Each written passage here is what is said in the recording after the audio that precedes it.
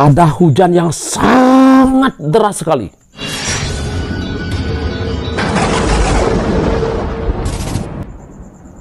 Hujan, ada getaran yang sangat luar biasa. Ada di sana guntur yang saling bersahutan. Saya terasa basah tubuh saya, basah dan basah. Saya tidak berani buka mata. Saya diam aja. Ada sinar yang sangat dahsyat, terang sekali, itu. Saya tutup mata, tapi saya ngelihat dalam mata saya kok ada sinar itu. Biar itu aja. Jadi seolah tuh sinar itu menerangi di tempat saya. Saya tetap pejamkan mata nih, tidak berani buka mata.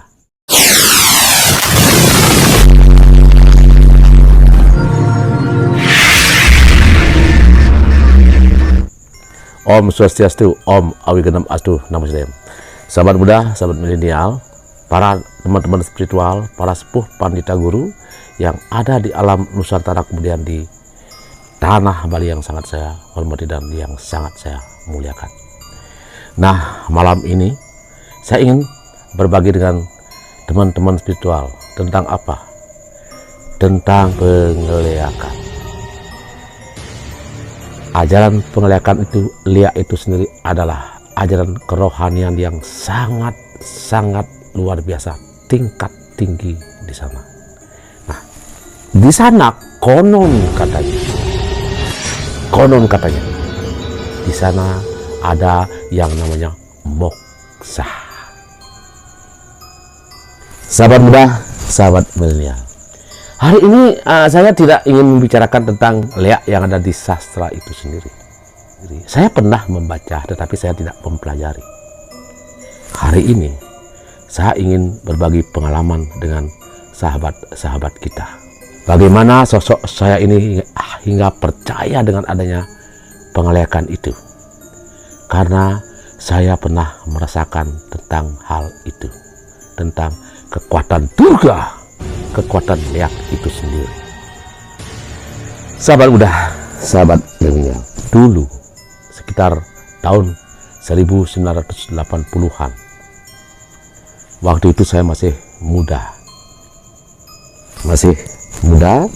dan umur saya kurang lebih sekitar 20 tahunan ya. Nah, waktu itu saya ditunjuk untuk menarikan sebuah rangde ya.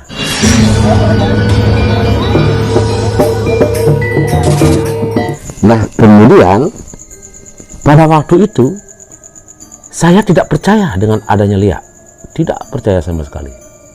Bahkan saya ingin mengetahui tentang bagaimana sih liak itu sendiri.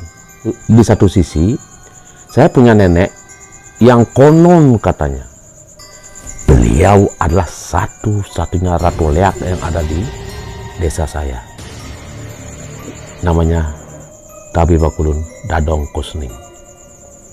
Nah, kemudian di sisi yang berbeda, saya punya seorang penekun spiritual. Ide Serimpu yang pertama ada di Jembrana, itu paman saya. Satu-satunya Serimpu yang mengawali adanya pandita yang ada di daerah Jembrana. Nah, beliaulah penekun spiritual.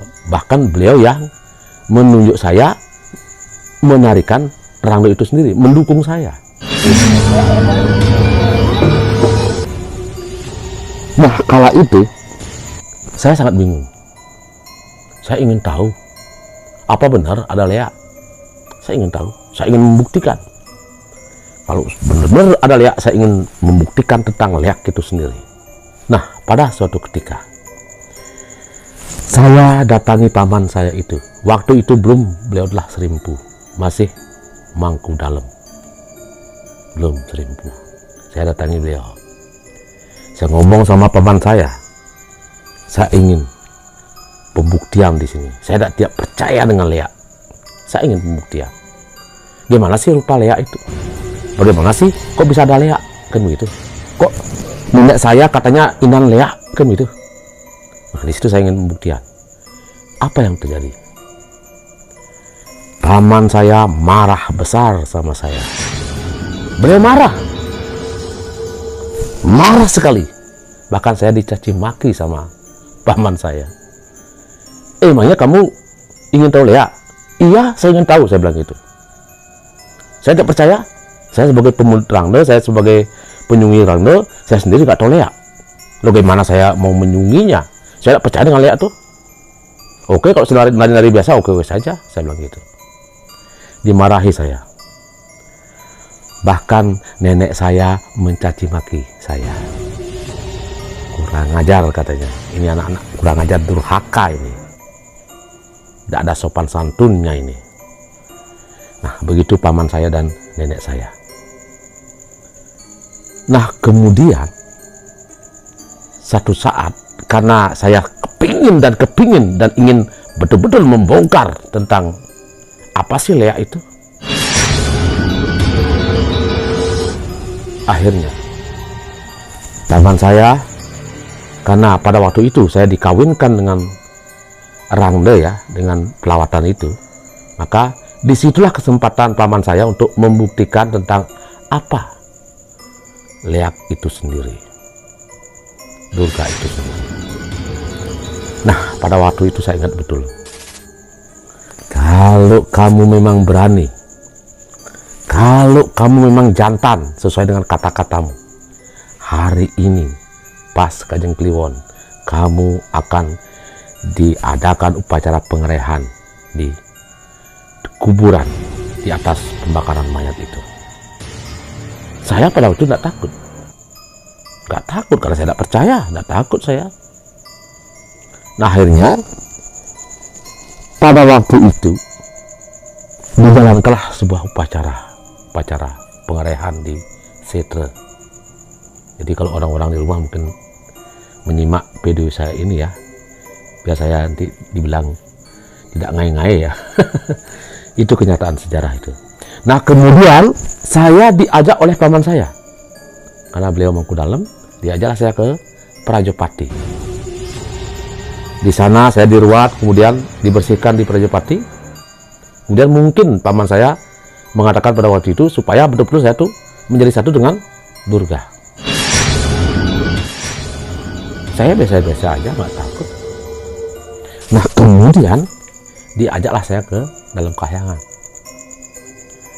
Dalam kahyangan juga sama. Di sana paman saya, kemudian nenek saya mendampingi saya pada waktu itu, dan banyak juga orang-orang ada di sana karena kita menjalankan pengerehan ya. Akhirnya saya di dalam kahyangan. Nah, di sana sama juga. Ada ritual disaksikan oleh banyak orang karena saya sebagai pemunut Rangde. Nah, lalu kemudian sahabatku, saya diajak ke tengah kuburan.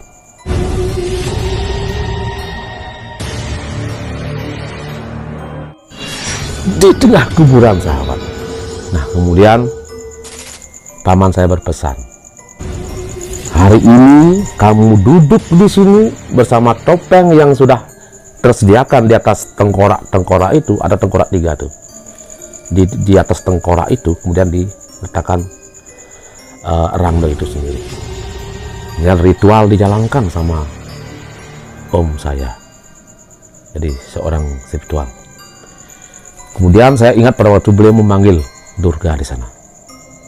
Di sebelah saya ada Celeng Butuhan, ada Banten-Banten, Segan Hagung, Bemendak dan sebagainya. Di Kajokangin ada Surya di sana. Sanggar Durga di Kajokangin. Nah, di sana kemudian om saya itu, mangku itu, menjalankan ritual itu. Saya disuruh duduk tenang di sana. Kamu duduk di sini, jangan kemana-mana, jangan lari, jangan takut, jangan takut. Saya pada waktu itu sedikit takut ya, baru sedikit saja. Saya ingin mencoba gitu. Akhirnya duduklah saya di sana bersila.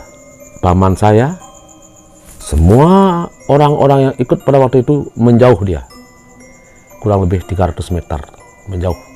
Saya ditinggalkan sendiri di atas sebuah kuburan, di sebuah pembun. Saya ingat pada itu pegang dupa. Saya pegang dupa pada waktu itu. Saya duduk bersila. Nah, kemudian apa yang saya rasakan? Apa yang terjadi? Pertama, rasa takut mulai ada. Ada rasa takut. Seolah-olah ada semut menggerayangi saya. Masuk ke lubang telinga, lubang hidung. Semua semut ini. Saya ingat betul pesan paman. Jangan lari, jangan bergerak, diam saja. Beberapa saat kemudian ada hujan yang sangat deras sekali.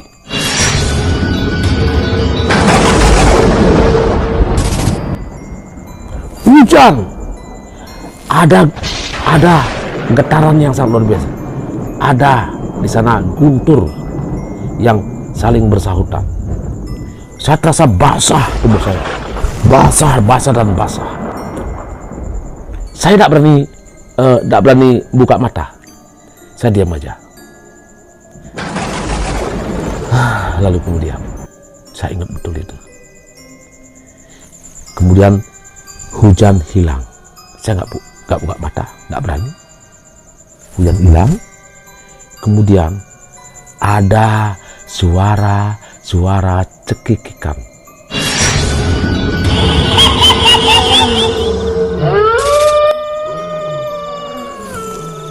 Anjing yang tadinya diam mulai dia meraung. Ada suara-suara aneh di sana. Ada ketawa-ketawa yang menjauh. Saya mulai ketakutan. Mulai ada rasa takut di sana. Waduh, gimana saya ini? Tapi saya tetap bertahan karena paman saya membilang jangan lari. Tetap di tempat. Tolong jangan lari. Nah, setelah itu suara itu hilang. Menjauh dia. Lalu di kejauhan saya dengar sebuah barong. Jadi ada lonceng-loncengnya, seng itu barong. Ini barong kayaknya. Pikiran saya kayak gitu. Aduh, mengelilingi saya tuh. Saya semakin takut. Semakin takut saya, sahabat. Aduh, gimana saya ini? Akhirnya suara balong itu berapa kali melingkari saya, entah itu kiri apa kanan, saya tidak ngerti lah karena takutnya. Nah, barong itu perlahan-lahan hilang, sahabat. Suaranya hilang di dalam kesepian malam, di dalam jangkrik, kemudian hening, sangat hening sekali. Saya tidak berani buka mata karena takut.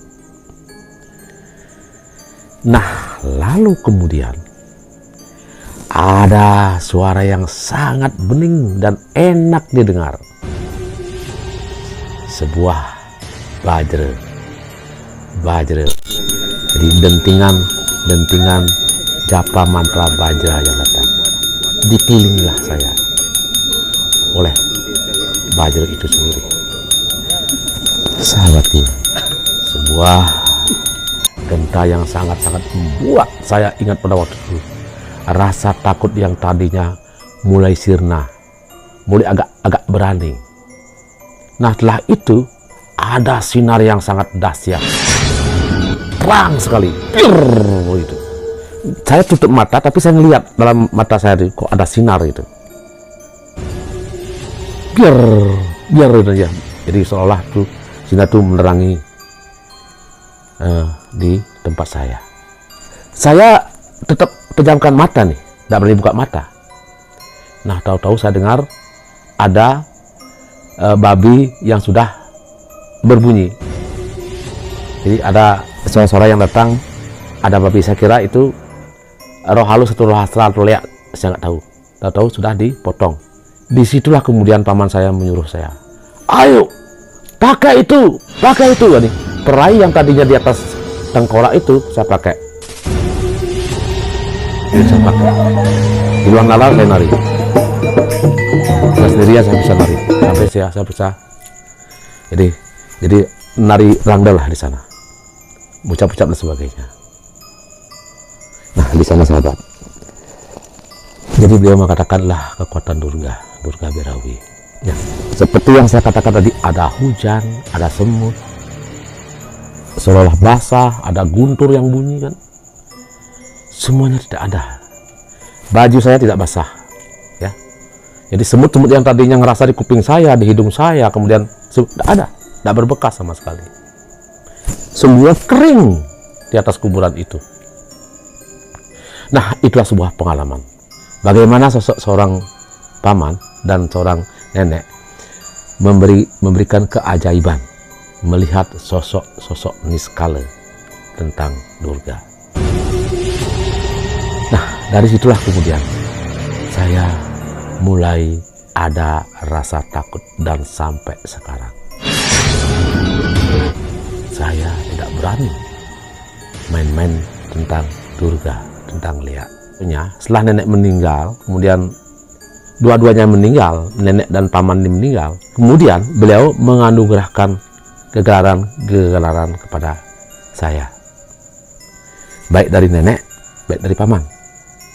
Nah, sampai saat ini saya jalankan itu dengan taksu yang sudah diberikan oleh nenek dan paman saya. Untuk apa? Untuk positif, menjalankan hal-hal yang sifatnya positif.